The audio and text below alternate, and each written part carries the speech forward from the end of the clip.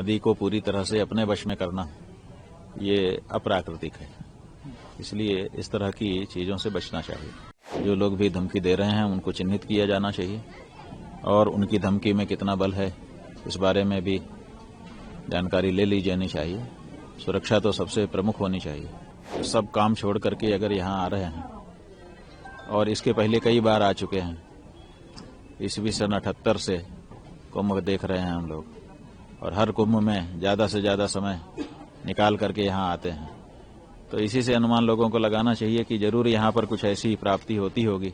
सनातन धर्म को मानने वाले हमारे जो लोग हैं उनसे अनुरोध किया है, आदेश दिया है और साफ कहा है कि अब हर हिंदू को और हर भारतवासी को उसी पार्टी या प्रत्याशी को वोट देने का संकल्प करना है जो गौ माता की हत्या को बंद करने के लिए स्पष्ट घोषणा कर सके।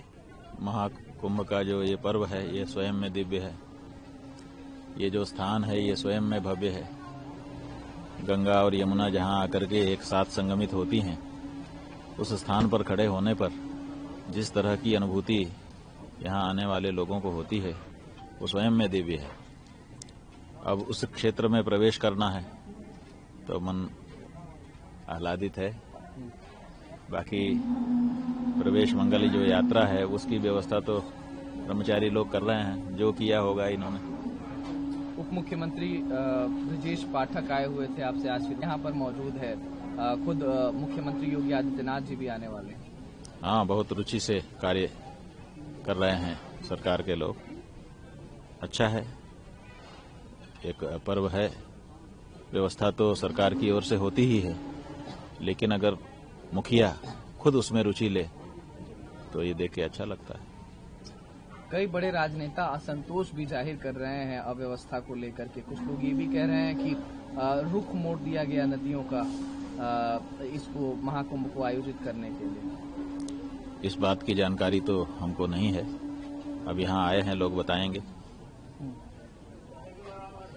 नदियों की जो धारा है वो कितने अंश में नियंत्रित करनी चाहिए इस बारे में तो विचार करना ही होगा।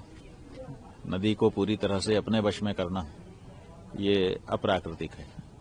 इसलिए इस तरह की चीजों से बचना चाहिए।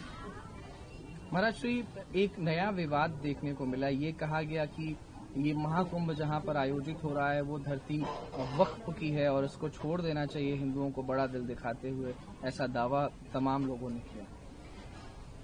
ठीक है, अभी तो दावा के स्तर पर है। जब इस बारे में कोई प्रमाण लेकर के कोई आए तब हम लोग विचार करें। दावा पर कोई विचार नहीं होता है, उसके साथ प्रमाण भी संलग्न करके बात अपनी कही जाएगी और सामने आएगी तब विचार करेंगे। हमने ये कहा है कि परम धर्म संसद का आयोजन हम यहाँ पर कर रहे हैं। अगर किसी के पास ऐसे कोई प्रमाण है तो लाए, उपस्थित करे, विचार किया जाएगा। हम तो किसी भी दावे पर विचार करने के लिए तैयार हैं। आप दावा करिए लेकिन प्रमाण के साथ करिए।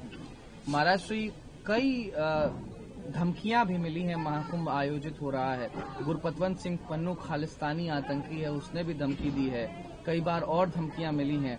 इस जो हिंदू धर्म का, सनातन धर्म का ये बड़ा त्योहार आयोजित होने वाला है, इसको गंभीरता से लिया जाना चाहिए। जो लोग भी धमकी दे रहे हैं उनको चिन्हित किया जाना चाहिए और उनकी धमकी में कितना बल है इस बारे में भी जानकारी ले ली जानी चाहिए। सुरक्षा तो सबसे प्रमुख होनी चाहिए। अगर यहाँ पर लोग आ रहे हैं निश्चिंत होकर के आ रहे हैं कि हम तो अपने तीर्थ क्षेत्र में जा रहे हैं, वहाँ क्या डर है। अगर यहाँ पर भी कोई डर है तो ये बहुत गंभीर बात है। इस बारे में सरकारों को बहुत ही सचेत रहने की जरूरत है और अगर कहीं भी कोई गड़बड़ी है तो पहले से बता दें ताकि लोग ना आए। महाराज श्री, इस भव्य कुंभ के अनुभव के बारे में और इसके बारे में अगर आपके मुखारबिंद से तमाम दर्शकों तक कुछ संदेश पहुंचे और उनके लिए एक न्योता जाए तो बहुत बढ़िया होगा। देखिए, हम लोग सब काम छोड़ करके अगर यहाँ आ रहे हैं और इसके पहले कई बार आ चुके हैं, ईस्वी सन 78 से कुंभ देख रहे हैं हम लोग, और हर कुंभ में ज्यादा से ज्यादा समय निकाल करके यहाँ आते हैं।